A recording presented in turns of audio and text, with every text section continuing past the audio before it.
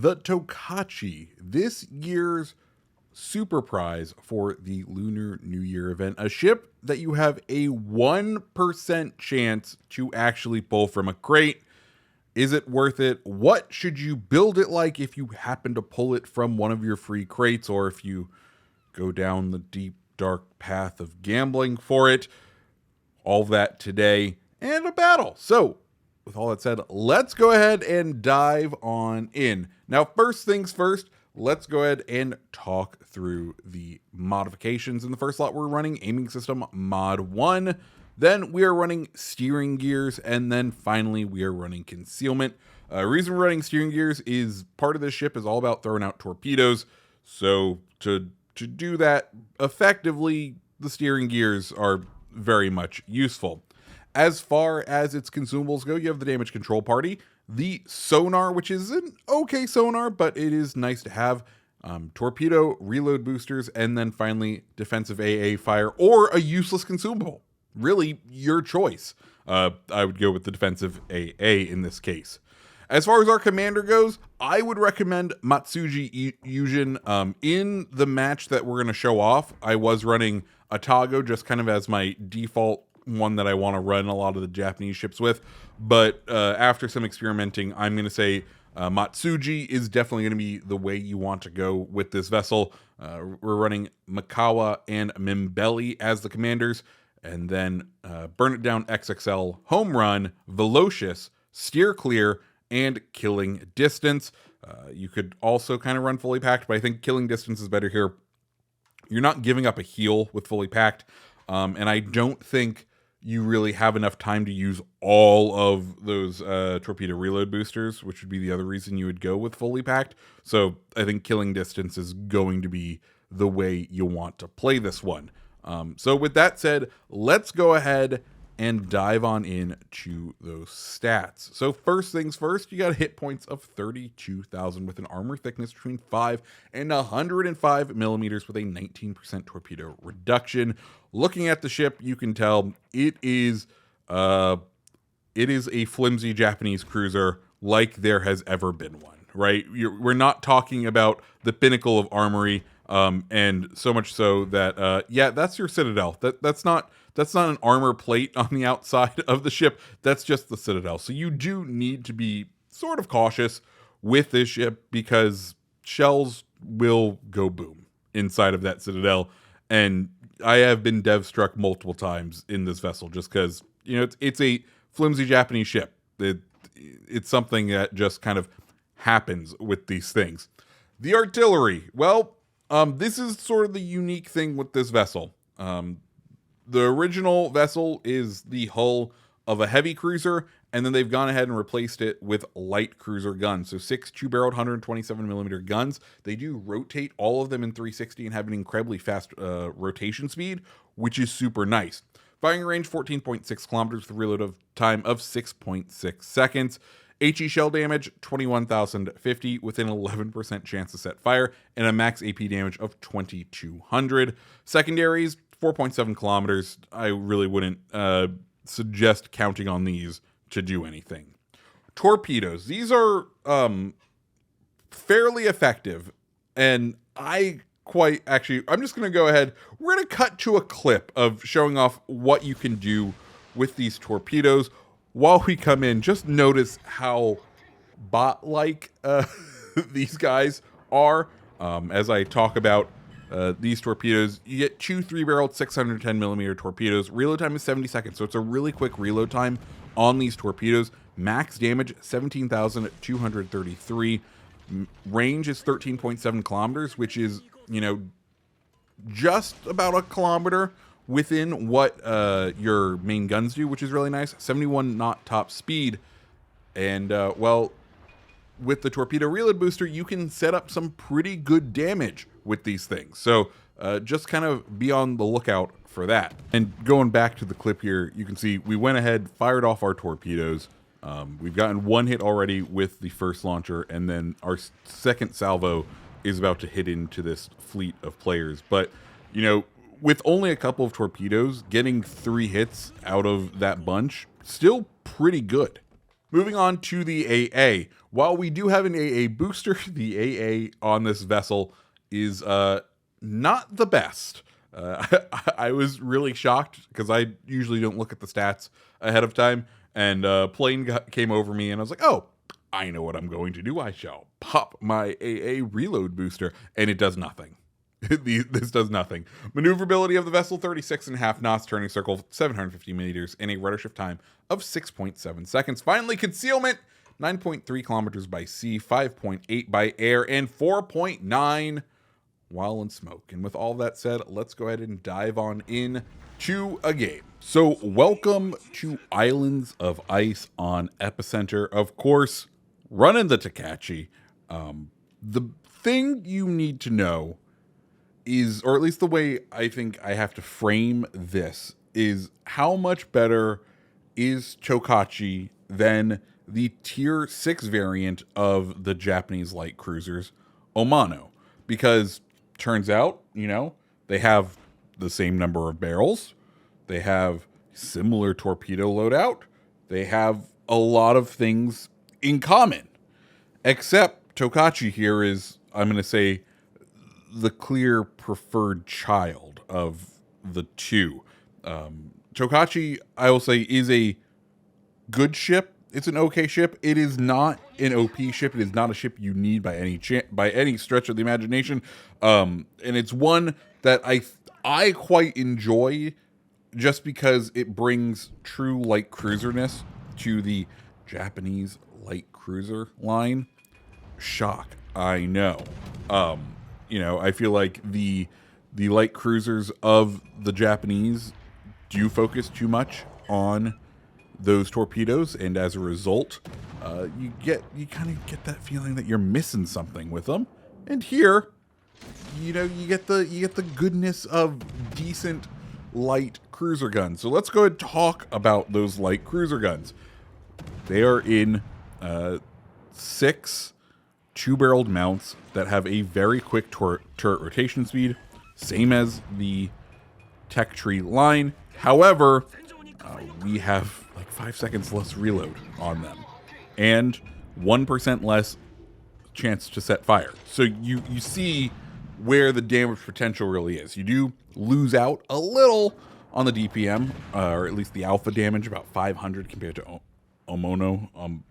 But with that all said, I think Tokachi is probably going to be the better of the line, and I guess it should be if it's going to be a super prize ship. But even then, a 1% chance, really, wargaming 1%. I guess it will also make its appearance in the super prize list during the next holiday season, where it's impossible to get in tier 5 crates. Anyways, let's go ahead and talk about what we're doing in this game. We're doing light cruiser shit, really.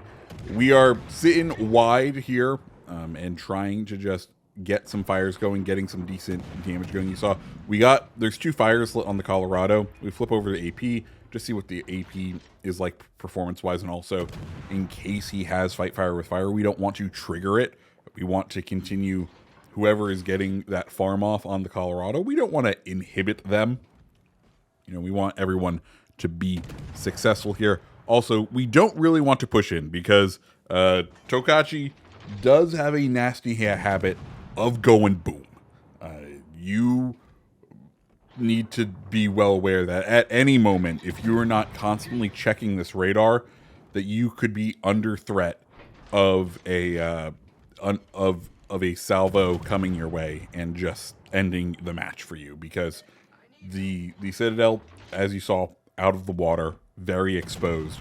One or two AP shells from pretty much any battleship at the right angle, and you're not going home to your family. You're going to the bottom. Anyways, we're playing this wide out here. Reason for that, the kind of name of the game, as always, is find the angles, find the crossfires. Also, with Epicenter, there is a natural draw to focus towards the center. We know that there is a destroyer out here. There's a Sommers. If we can take his time, that is probably the best thing for our team, because Sommers are notoriously some of the most overpowered destroyers in the game. So you want to do what you can. Also, we do seem to have a enemy battleship that is more than happy to push the middle here. So we're going to see if we can get some farm off on him. Though those torpedoes look like they are going to come home, and you can see as we get distracted, Sommers is like, "Oh, this is my opportunity." I don't know if he's trying to steer us into the torpedoes. Thankfully, we had the wherewithal pop our sonar because we know if we are the isolated ship out on this flank, we can go ahead and expect some torpedoes will be coming our way. You know the destroyer captain is going to wing Gretzky, and you miss 100% of shots you don't take. Ergo, he's going to go ahead and fire. Miyoko pops up here, and then I realize, oh, he's just AFK. So what we're going to do, we know we have our torpedoes loaded. This is a good exhibit of just how wide the spread of these torpedoes end up being. See, we fire one set of tubes here. We're going to make the turn out. We do want to be somewhat unpredictable for this Sommers. We also kind of want to see if we can catch him as he's starting to fire at us. There he is. We'll go ahead and continue to send salvos in his direction. The thing we have to remember is we do not have a heal. So pushing into the Sommers can be particularly bad for us just because he is a bit more maneuverable. He has decent guns. Remember, the stats of a Sommers are essentially a legendary tier destroyer over on PC, and they didn't change them for when they brought Sommers down to tier 7. So we're at tier 6. We're already low man on the totem pole in this battle, as it's populated with 7s. So we're going to go ahead, live and let live, and try to buy some time before we have to push into the Sommers and potentially deal with him. Though, of course, as we get dialed in with these shells, they are slightly floaty, but it's always harder to hit a ship that is running away from you than is pushing in. So we just kind of have to be mindful of that. Suri also pops up right over here, and he is kind of fairly still. We're going to see what we can do with the long range of the guns on Tokachi. Once again, kind of playing our time here. As far as the match goes, we're in an okay spot. We do now also have destroyer support, which is nice, but our team has started to take the center of the epicenter. Suri doing a good job hanging at the edge of the match right here, at the edge of the outer ring, and then you have a battleship preventing the capture of the center circle. Of course, our team up on ships for now, but as far as positioning goes, we are very clustered, and one wrong position, one kind of sneaky battleship, one movement by the enemy team could really spell the end for our lead. So we do need to be cautious, though at this point we are now starting to take that lead. Suri, we're going to go ahead and just start laying some rounds into him. The difficulty of Tokachi does show up here. Light cruiser shells, nice and floaty. We'll get a couple of hits here and there on him. Suri, we do have to be kind of cautious of, just because I think a lot of people underestimate the British heavy cruisers. They are some fairly nasty ships when you come up against someone who knows what they're doing. The HE does absolutely slap on them. The AP, especially given our light armor, is something we should probably be concerned about. But at this point, I think we're doing a fairly okay job of avoiding his fire, and given the amount of support in the area, he won't be a threat for probably too much longer, but we will just have to kind of wait and see. I am also interested in this Collingwood, just because we do kind of have to pay attention to him.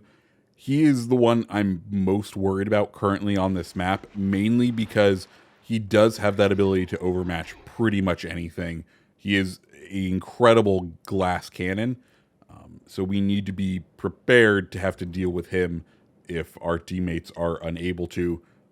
And it's going to be particularly tough for us because really our main source of attack is HE, and Collingwood gets those mega heals. So it's going to be a kind of very much keep our eye on that one last battleship that is currently spotted, though he does seem to be taking some fairly big hits from our battleship at this point. You can also see Surrey has decided to push from his little vantage point, and we will see what we can do with the AP. Also, get some torpedoes in the water. You can see the AP is fairly effective. You know, when someone's at the right angle, light cruisers can absolutely tear them apart, especially when you have such high rate of fire. The AP may do small chunks, but those small chunks add up really quickly, especially when you're looking down the range at 12 barrels. But Surrey, I think, has kind of put the writing on the wall. It's like, okay, this match is over. Let's just go ahead and push in, and we will absolutely take it. You can see we are also starting to grab the ire or the attention of the enemy carrier, and you're going to see just how effective our enhanced AA suite is when we have the booster going. As you can see, we've shot down a grand total of 2 planes for after a fairly large amount of time. That is something that this light cruiser definitely is weak at, is that the ability to shoot down planes. It is not something it specializes in, which I guess kind of makes sense as far as a balancing factor goes. And shout out to this destroyer using his radar in order to spot through the smoke. We go ahead, pull the high caliber, and get the kill on Surrey, brings us up to 115,000 damage, which, you know, overall pretty good so far, but there's still one ship that we definitely are going to have to hunt, and that's going to be the aircraft carrier. And as we start to hunt down this aircraft carrier, I guess I'll go into sort of my final thoughts overall about Tokachi. Of course, it being the highly sought after ship, the 1% super prize for the Lunar New Year crates. You know, I don't think it's anything particularly special or great, right? It's not a Sashio when a Sashio was brand new. It is not a ship that you absolutely need to go out there and get. It is a fun, quirky ship in the way that, you know, it's a scout cruiser that instead of getting heavy armature has light armature. Its characteristics are fun and neat and weird and quirky, which is something that I like just as a addition to gameplay. But as far as do you need to go after the ship, is this something that you need to be looking out for? I don't think it is. I think overall you are rarely going to see a Tokachi out and about, and that's for a multitude of reasons. One, it being a tier 6 cruiser.